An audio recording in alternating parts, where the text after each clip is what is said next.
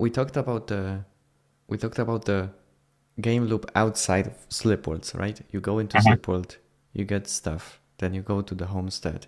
You mentioned now the roguelike aspect, so each time you get to the Slip World, you have also a Mm. mini progression within the Slip World. And Yes. you're mentioning that this is happening through these shards that you collect from enemies, and then you can do something with it.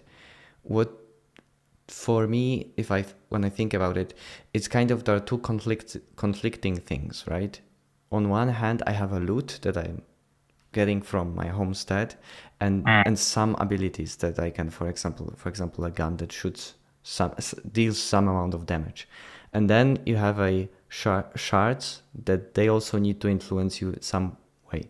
What do you see? Like which aspects could be influenced within the slip world from the memory shards, and which aspects of the gameplay should be steered through the loot that you carry through?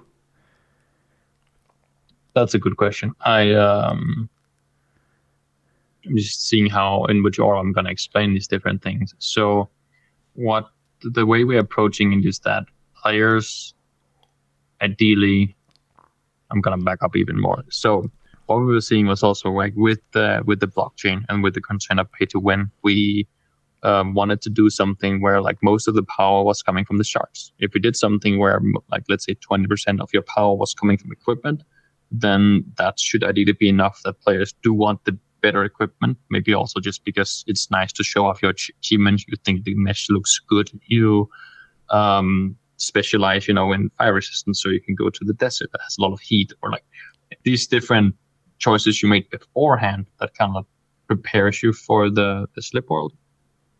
And then on the slip world, it's much more of the LAR on top that is more direct power. And some of the more obvious ones, but less interesting, is just like add damage, add fire rate, add health, add shield. These things the player can easily go, yes, now this will make me stronger. And we can balance some things like elite creatures and bosses to be like, yeah, you probably will have a very bad time trying to fight those without any shards.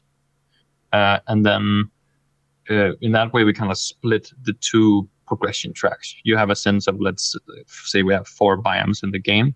Well, if you want to have a good time in the frozen biome, you need equipment with frost resistance. And the first time you go there, you're not going to have any. So it's first you survive, you struggle, you try just to get some resources to maybe get one piece of frost resistance. You'll do a bit better, get more frost resistance gear to the point where you should have enough that you'll have a better time fighting a boss, which can give you a different armor set that might not be specialized in frost resistance, but might have some other unique things on it. And most of those unique things are things that actually interact with the shards.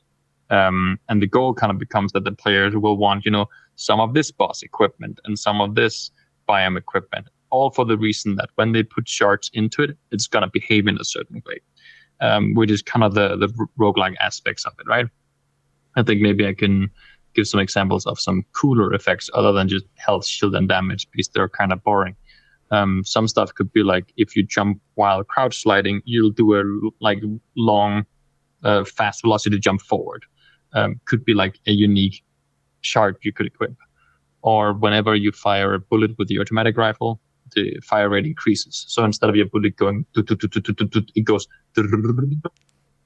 like, and it doesn't have to necessarily be that much more powerful, but that's going to feel fun. The audio will be different. The camera shake will be a bit different. The VFX is going to be different. It's going to be pressing the button is fun in a new way. And it's going to stand out to you as a cool experience. But that's kind of where we make the separation, right? It's your preparation that gives you a start off point to which content are you going to excel in. And then it's filling that with power so that you can deal with bosses. And then I think that is like the acquisition of power is, which is from the Memoria and the shard, is I think kind of in 2 layers. So remember the thing I said with like the 20% power from the equipment and the 80% from the shards. There's also a bit of like how fast are you getting that power within the slip world, which one thing can depend on, well, how many shards can you put into the equipment? That kind of sets the roof for how much power you can get.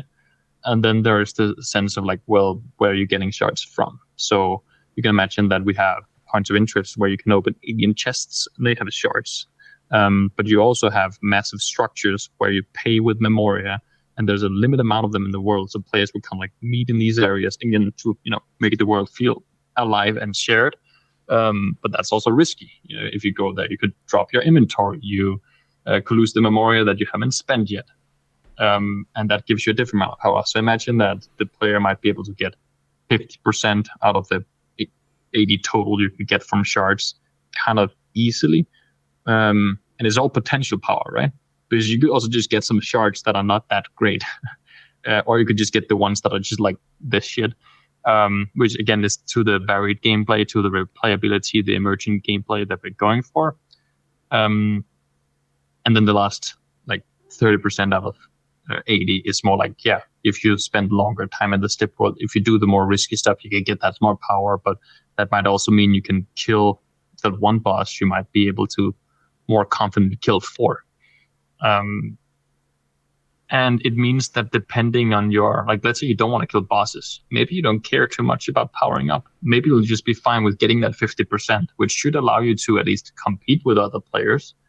But maybe not, like, maybe on paper you're not as strong stat-wise, but we're also a third-person shooter, right? There's also just game knowledge, dodging, shooting. Hopefully all of these complex things balance themselves out is the goal. Because, yeah, maybe you don't want to fight bosses, maybe you don't want to fight other players, but I mean, who says no to a power up if it's just there on the ground? Might as well take it just to be safe and then go on with your harvesting, right? Is kind of the thought. It's leveling up always feels good, even if it gets taken away from you when you leave the Slip World. Yeah,